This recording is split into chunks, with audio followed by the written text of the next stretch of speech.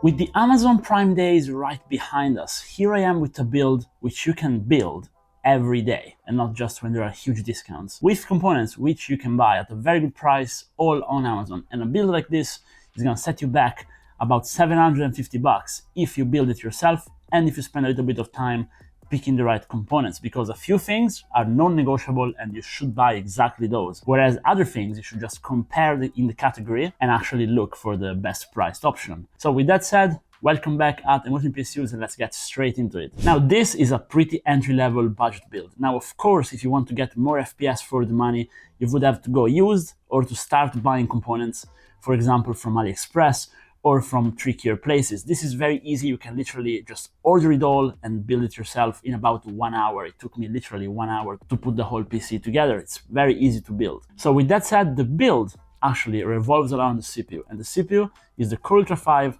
225F, or as I like to call it, the i5 225F. Now I have a full review of this CPU on the channel. It's very good, but more importantly, it's very cheap.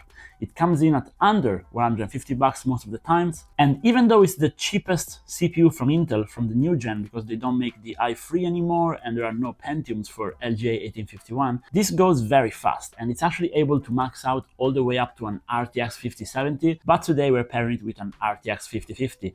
Now you don't have to go as fancy as we have here today with this Asus Prime RTX 5050 OC, but this was on discount during the Prime days, so I bought it. But single fan 5050 is going to be plenty. Triple fan is definitely overkill. You can settle for whatever cheap dual fan card you can find. Zotac, Gigabyte, they're all good. It's very easy to cool a 5050. You don't really care about the design. You can save your money there. Where you should care a little bit about the design and what you're actually buying is the motherboard, but even there, a locked B860 is plenty fine. I got this ASRock Pro RS because it was cheap, and it's still cheap actually. Of course, all the links will be down below in the description. And this also has Wi-Fi 6E and Bluetooth integrated, which is pretty nice to have and generally comes in handy during day-to-day usage. It's a full-size motherboard. If you go micro ATX, you can save some money. There are also some interesting options, again, from depth of Asia, but we're not covering those today. You have to save money on the RAM and SSDs in this period. So we actually decided to go with a 500 GB SSD. The Kingston MV3 is still priced decently. You can find a 0.5 terabyte drive for about 60 bucks. I know it's a lot, but for the current market, it's decent. And same goes for RAM. We got some Corsair Vengeance, non-RGB RAM, but yeah, 16 gigabytes, 2x8 sticks. So we can get dual channel and actually lock it out at 6000 megahertz with decent timings, which helps with the CPU, even though it's Intel. But this, like, seriously, if you're watching this in the future, it's gonna be so much better for you. But try to find the cheapest RAM you can. Don't really focus too much on RAM speed or similar things. Just get something that's decent priced and you're gonna be fine. Now, cooler. You may think a 360mm only one water cooler is overkill for a locked i5 with no integrated graphics. And that's the case, but listen, this Sudoku Nexaura 360 is so cheap, and it also looks kind of good. It has no RGB on the fans, but it does have RGB on the water block. It's very quiet, and if you get a little bit of extra thermal headroom, you can go ahead and unlock your CPU, even though it's locked. You can undervolt it, unlock the power limit, tune your RAM, and the extra headroom is going to come in handy. And you can get quite a bit of extra FPS compared to something running on a stock cooler, which this CPU does come with. So investing the extra 60 to 70 bucks on a good all-in-one is very good. Currently, the all-in-one market is hyper competitive. You can get some very good components for a very good price, exactly as is the case with the case. And what we have here today is the Fantex XT-View Matrix. And basically, it's the XT-View, but with a very cool screen on the side. This had some very good discounts for the Prime days. If you follow me on Instagram or if you follow me in general, you saw I put out all the links at the time, but it's still priced very well. And the software is great. You literally just plug the SATA port in the actual power supply, and then via USB connector, which plugs inside the motherboard, you can open their software. You can customize the screen so much. This is a cloth-based screen. It's covered in cloth and it's pixelated. You can put your own writing, but they also have their own animation. Now we are monitoring the CPU temperature in real time. It's really cool. And sometimes if they try to overcomplicate stuff with too much high resolution, it ends up just looking bad.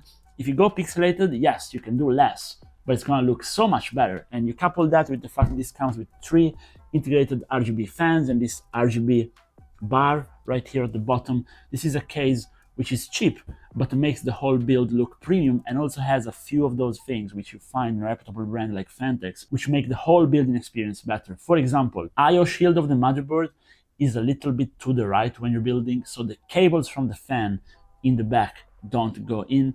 It comes with all the standoff pre-installed, cable management pre-routed, lots of space in the back. It's different if you're buying from a name brand compared to a very cheap case, and nowadays the difference in pricing is just a few bucks, because Fantex also has some of the cheapest cases on Amazon.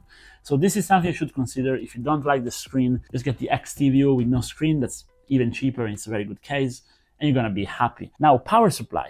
If you're going with an i5 and 5050, you're gonna be drawing about 300 watts, 350 watts under full load, so you can buy something cheap. Now, I live in Italy, so this iTech BD series PSU is actually decent, and it's really cheap, like some of the cheapest stuff you can find, while still, not putting your PC in danger. But I would say just any 80 plus certified PSU with 500 watts, you can buy and just be fine with it. Sure, it's not going to be future proof, but you're paying like 30-40 bucks for the PSU. You can just swap it out in the future. It's going to be okay. So this is how I build the PC. You can copy this. You will have the parts link down below. But performance wise, well, first of all, check out the CPU Z score, because again, Intel CPU latest gen has some very good IPC and is very power efficient. But if we check out the Firestrike score, we see that even in gaming, this is very good. And the reason I'm recommending it is because, yes, we are GPU bound. There is a little bottleneck, the CPU can do much more, but that's how we are keeping our budget low. And if you're playing 1080p Apex, for example, the CPU is a lot more important than the GPU. For Counter-Strike and a lot of competitive titles especially, it's better to overspend on the CPU a little bit. So this allows you to play at 240, even 300 FPS in some titles with absolutely no problem, while keeping the cost down, and it's why I chose it. But as usual, if you guys think different, please drop a comment down below, help me to improve the build and also help other guys make the better buying choice. And if you watched the video this far, drop a like and subscribe, and see you guys in the next one. Bye bye.